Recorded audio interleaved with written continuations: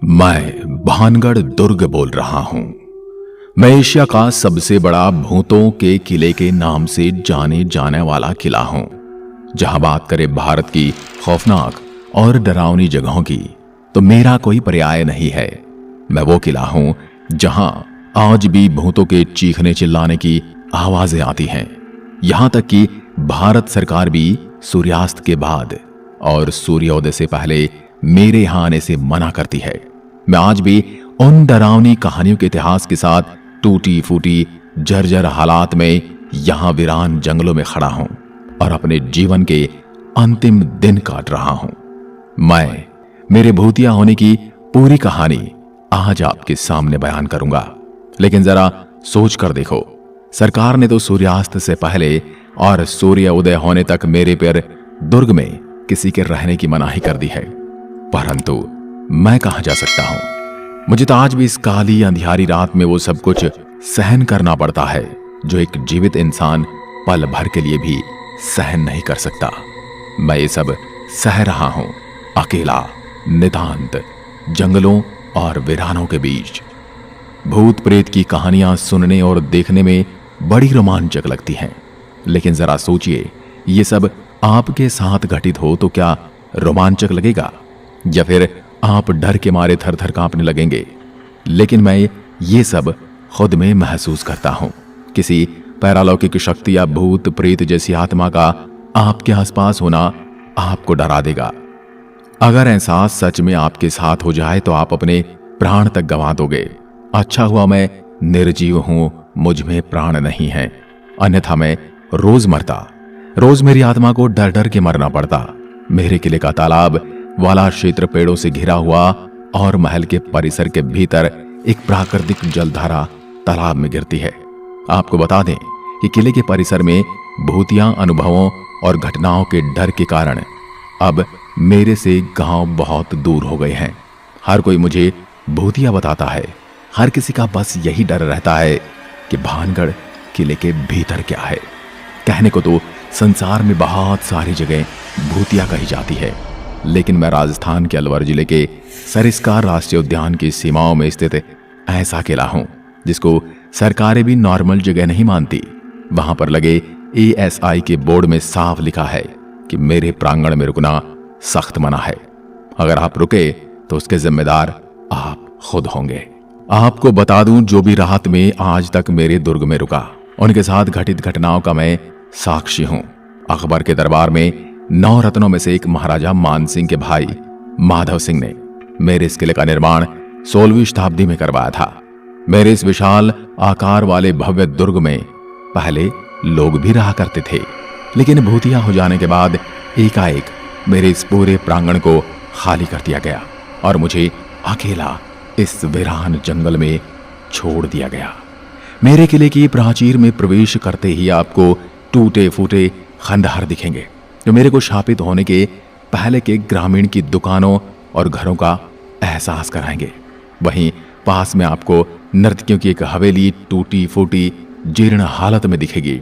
और नर्तकियों के घुंघरू की आवाज आज भी मैं अंधकार वाली मध्य रात्रि में सुनकर मंत्र मुग्ध हो जाता हूं और अपने उसी भव्य अतीत में लौट जाता हूं।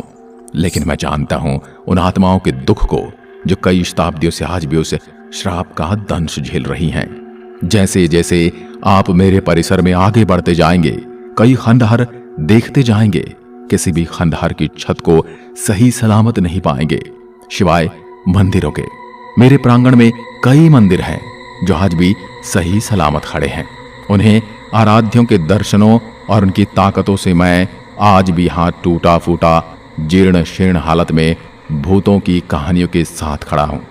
जैसे ही आप मेन दुर्ग के दरवाजे पर आएंगे, आपको लोहे के द्वार मानो भूतिया किले में आपका स्वागत करने के साथ ही चेतावनी देते हुए दिखाई देंगे। जरा सब्र कीजिए, मैं आपको वो भूतिया कहानी भी बताने वाला हूं जिससे मेरी हालत हुई। वो सभी डरावनी बातें, उन जगहों के साथ घटनाओं का जिक्र करूंगा जो आपको मेरे बारे में बहुत अच्छी तरह समझ आएंगी। थोड़ा आगे बढ़ने पर आपको एक ऐसा जलकुंड दिखाई देगा जिसमें पूरे साल हर दिन पानी भरा रहता है। इसमें पानी आने का रहस्य एकदम गुप्त है, इसलिए इस कुंड को प्राकृत जल कुंड के नाम से जाना जाता है। यहीं पर जलकुंड के पास में ही महादेव जी का मंदिर है, जो आज भी ज्यों का त्यों खड़ा है। इस मंदिर को आज भी उस तांत्रिक के श्राप का प्रेम आत्माओं का कुछ भी बिगाड़ न सकी। लेकिन आगे मैं आपको अपने भव्य महल की हालात दिखाऊंगा, जो उन प्रेत आत्माओं ने महल की हालत कैसी कर दी है। अब आगे चलते चलते मैं आपको मुख्य महल की ओर ले चलता हूं, जो मेरे दुर्ग का सबसे मजबूत और राजशाही परिवारों का निवास स्थान हुआ करता था। आप देखिए कितनी मजबूती से मेरे महल के परकोटे और दरवाजों का निर्माण किया है। लेकिन किसी हमले से तो मैं बचा रहा, लेकिन उन आत्माओं से बचने के लिए ये परकोटे पर्याप्त मजबूत नहीं थे, और मेरी ये जीर्ण शीर्ण हालात का जिम्मेदार मैं किसको मानूं। दोस्तों, मैं अपनी पूरी दर्द भरी कहानी आपको बयान करूंगा। मेरे मुख्य महल के अंदर प्रवेश करते ही आपको चमगादड़ों के मल की बदबू से लेकर चमगादड़ों की आवाज के साथ जीर्ण शीर्ण हालत में मेरे महल के कमरों की दीवारें दिखाई देंगी, मानो आपसे कह रही हों कि हमारी इस दयनीय दशा को देखो। काली अंधियारी रातों में चमगादड़ों की चमकीली आंखें मानो मुझे मेरी राजशाही दिनों की याद दिलाती हैं। शापित और आत्माओं का बसेरा होने से पहले मैं एकदम रंगीन, जगमगाता हुआ विशाल दुर्ग हुआ करता था। वैसे ही मेरे नजारे हुआ करते थे। इन्हीं महलों और इन्हीं कमरों में राजशाही परिवार की महिलाओं के कदम पड़ते थे, और उनकी पायल की छन छन की आवाजों से मैं भाव विभोर हुआ करता था। लेकिन अब मुझे कई प्रकार की प्रेत आत्माओं और नर्तकियों के घुंघरू की आवाजों के साथ काली अंधियारी रातें गुजारनी पड़ती हैं। इन्हीं महलों में रहने वाली एक राजशाही परिवार की रानी हुआ करती थी, जो मेरे ही महलों में आती जाती, मैं उनको निहारते रहता। इतनी सुंदर रानी मेरे यहां निवास करती है। फिर आई वो काली अंधेरी रात, जिस दिन मेरे इस राजमहल को भगवान जाने किसकी नजर लग गई। और उस रात्रि के बाद हुई एक सुबह। उस दिन एक तांत्रिक भिक्षा मांगने के लिए महल के द्वार पर पहुंचा। द्वारपाल के भिक्षा देते समय उस तांत्रिक की नजर मेरे महलों में विचरण करती हुई उस रानी के ऊपर पड़ी, और वो मनमोहित हो उठा। फिर वो अपनी एक कुटिया बनाकर महल के ही समीप साधु का भेष धारण कर तपस्या करने लगा। रानी और उनकी दासियों की दिनचर्या के ऊपर अपनी नजर रखने लगा। फिर एक दिन ऐसा हुआ कि उसे खूबसूरत रानी ने नहाते हुए अपनी दासी से कहा, क्यारी दासी, जरा देखो तो बालों में लगाने वाला सुगंधित तेल खत्म हो गया है, तू लेकर आएगी क्या बाजार से। ये चर्चा तो निजी कमरे में रानी और दासियों के बीच हो रही थी, परंतु मैंने महसूस किया कि उस तांत्रिक ने अपनी तंत्र क्रिया से रानी और इन दासियों में होने वाली चर्चाओं को सुन लिया, और अपने तंत्र की क्रिया से महल के बाहर मौजूद बाजार में एक दुकानदार बनकर बैठ गया। महलों के बाहर इन दुकानों के अवशेष आज भी आप देख सकते हैं। फिर क्या था, मेरे महल के दुर्ग से निकलती हुई मैंने एक दासी देखी, जो संभवतः सुंदर रानी के बालों में लगाने वाला सुगंधित तेल लेने जा रही थी। मैंने देखा कि रानी के लिए हमेशा एक ही दुकान से सामग्री लाई जाती थी, परंतु जैसे ही दासी की नजरों में उस तांत्रिक में अपनी नजर डाली, मानो दासी तंत्र क्रिया से सम्मोहित होकर उस तांत्रिक की दुकान की ओर मुड़ गई। फिर वहां से उस तांत्रिक के द्वारा एक विशेष तंत्र क्रिया से किया एक तेल खरीदकर मेरे से मेरे दुर्ग में दासी घुस गई।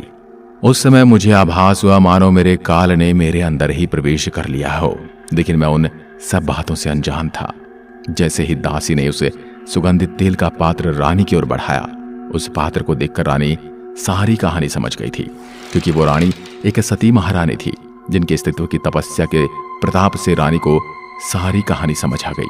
फिर रानी ने कहा, दासी, तुम ये तेल नहीं, ये भानगढ़ का काल लेकर आई हो। ये सुनकर दासी सुन्न हो गई। फिर रानी ने आदेश दिया कि महल के बाहर निकल जाओ और इस तेल को एक बड़ी पत्थर की चट्टान पर उड़ेल दो। फिर क्या था, रानी की दासी ने आदेश का पालन किया और महल के बाहर जाकर एक चट्टान पर ये तेल फेंक दिया। जैसे ही रानी वापस आई तो वो देखती कक्ष में राजा के साथ सारे मंत्रीगण मौजूद थे। रानी ने सारा वृतांत कह सुनाया। फिर सभी इंतजार करने लगे उस काल रात्रि की 12 बजने वाली थी, जो मध्य रात्रि की एक निशानदेही मानी जाती है। महलों की खिड़कियों से मानो सभी राजशाही परिवार दर्शक के रूप में बैठे बैठे देख रहे हों, और रात्रि में एकाएक वो चट्टान जिस पर तेल डाला गया था, उड़कर सीधे उस तांत्रिक की कुटिया में पहुंच गया और सीधा तांत्रिक के ऊपर गिर गया। उसने मुझे श्राप देते हुए ऐसा तांत्रिक टोटका कहा और श्राप दिया कि कुछ ही घंटों के बाद जो भी इस महल में रहेगा उसके प्राण मैं ले लूंगा। श्राप सुनकर आनन फानन में महाराजा ने अपने पूरे परिवार सहित ये राजमहल छोड़ने का निर्णय लिया था। लोग महल छोड़ भी दिए और पूरा नगर खाली हो गया। लेकिन जल्दी इतनी थी कि पूरी रात में पूरा नगर खाली नहीं हो पाया। सुबह होते ही उस तांत्रिक की आत्मा ने जो नागरिक और राजशाही परिवार के सदस्य मेरे दुर्ग परिसर में बच गए थे उन सभी के प्राण ले लिए और मैं ऐसे ही खड़ा खड़ा सबको देखता रहा। मैं सहम गया। मैं अपने नगर को उजड़ते हुए मेरी आंखों से देख रहा था और मैं कुछ न कर सका। उस तांत्रिक ने उस सुगंधित तेल में ऐसी तंत्र क्रिया की थी कि इसके द्वारा जो भी उस तेल को अपने बालों में डालता वो सीधा उस तांत्रिक के पास पहुंच जाता। इसलिए चट्टान पर डालने से वो चट्टान रात के ठीक 12 बजे उस तांत्रिक के ऊपर जा गिरी। कुछ ही महीनों में मेरा महल एकदम खंडहर बन गया और पूरे महल की छतों को जगह जगह से गिरता महसूस करने लगा। लेकिन आज मैं मेरे परिसर में मौजूद मंदिरों को जो का त्यों खड़ा पाता हूं। इसी के साथ मेरे दुर्ग के बारे में ये कहानी भी प्रचलित है कि उकत भानगढ़ बालूनाथ युग की तपस्या स्थल था, जिसने इस शर्त पर भानगढ़ के किले को बनाने की अनुमति दी थी कि किले की परछाई कभी भी मेरी तपस्या स्थल को नहीं छूनी चाहिए। परंतु राजा माधव सिंह के वंशजों ने इस बात पर ध्यान नहीं देते हुए किले का निर्माण ऊपर की ओर जारी रखा। इसके बाद एक दिन किले की परछाई तपस्या स्थल पर पड़ गई, जिस पर योगी बालूनाथ ने भानगढ़ को श्राप देकर ध्वस्त कर दिया। श्री बालूनाथ जी की समाधि अभी भी वहां पर मौजूद है। मेरा ये मजबूत किला 4 दीवारों से घिरा, जिसके अंदर प्रवेश करते ही दाईं और कुछ हवेलियों के अवशेष दिखाई देते हैं। सामने बाजार, इसमें सड़क के दोनों तरफ कतार में बनाई गई 2 मंजिली दुकानों के खंडहर हैं। किले के आखिरी छोर पर दोहरे अहाते से घिरा 3 मंजिला महल है, जिसकी ऊपरी मंजिल लगभग पूरी तरह से ध्वस्त हो चुकी है। मेरा संपूर्ण किला चारों ओर से पहाड़ियों से घिरा हुआ है। चारों ओर पहाड़ियां ही पहाड़ियां हैं। वर्षा ऋतु में यहाँ की रौनक देखते ही बनती है। यहाँ पर चारों तरफ पहाड़ियों पर हरियाली ही हरियाली दिखाई देती है। वर्षा ऋतु में यह दृश्य बड़ा ही सुंदर हो जाता है। मेरे किले को दुनिया की सबसे डरावनी जगहों में से एक गिना जाता है। ऐसा माना जाता है कि यहाँ पर आज भी भूत रहते हैं। आज भी यहाँ सूर्योदय होने से पहले और सूर्यास्त के बाद किसी को रुकने की अनुमति नहीं है। मेरे दुर्ग के सबसे ऊपरी भाग की ओर आप जाकर दुर्ग के चारों तरफ से देखेंगे तो मेरे विशाल दुर्ग के ऊपर किस प्रकार का जुर्म हुआ है उसे आप महसूस कर पाएंगे। लेकिन आपको डरने की कोई जरूरत नहीं है। आप आइए, मैं आपका स्वागत करता हूं। तो मैं आपको बता दूं कि आप मुझ तक पहुंच कैसे सकते हैं। अगर मेरे बारे में इतना कुछ जानने के बाद आप इस किले को देखने आना चाहते हैं तो मैं आपको बता दूं कि भानगढ़ राजस्थान राज्य के अलवर जिले का एक गांव है जो जयपुर और दिल्ली के बीच में स्थित है। मेरा निकटतम हवाई अड्डा जयपुर का संतेंद्र हवाई अड्डा है, जो मेरे से 56 किलोमीटर की दूरी पर है। अगर आप ट्रेन की सहायता से भानगढ़ किले जाने का प्लान बना रहे हैं तो इसके लिए आपको यहाँ स्थित दौसा रेलवे स्टेशन उतरना पड़ेगा, जो भानगढ़ से 22 किलोमीटर की दूरी पर है। इसके अलावा भानगढ़ सड़क मार्ग से भी देश के सभी प्रमुख शहरों से जुड़ा हुआ है। यहाँ चलने वाली सार्वजनिक बसें आपको भानगढ़ किले तक पहुंचा सकती हैं। राजस्थान राज्य का अलवर जिला सभी प्रमुख शहरों से जुड़ा हुआ है, तो आप रोड से भी मुझ तक आ सकते हैं। तो मित्रों, ये थी भूतिया भानगढ़ यानी मेरे किले की संपूर्ण जानकारी। और आपको यह जानकारी कैसी लगी मुझे कमेंट में लिखकर जरूर बताएं और चैनल को सब्सक्राइब करके सामने लगी घंटी पर क्लिक जरूर करें ताकि हमारी आने वाली हर वीडियो का नोटिफिकेशन आप तक पहुंचता रहे। इसी के साथ आज की वीडियो को यहीं खत्म करते हैं। एक बार फिर मिलते हैं एक और ऐसी रहस्यमयी वीडियो के साथ। तब तक के लिए नमस्कार, धन्यवाद।